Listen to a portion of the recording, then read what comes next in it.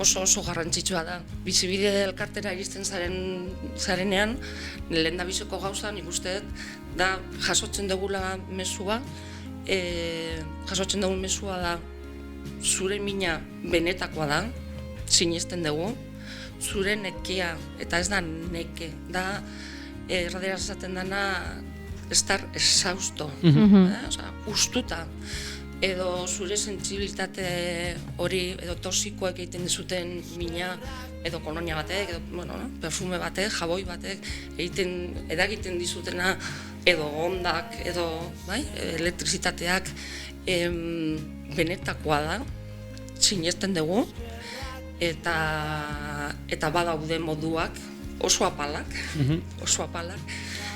hori hobetzeko.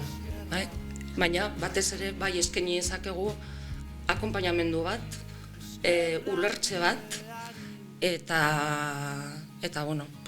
esperantza bat eta beste ikuspegi bat ematea, horren aurrean.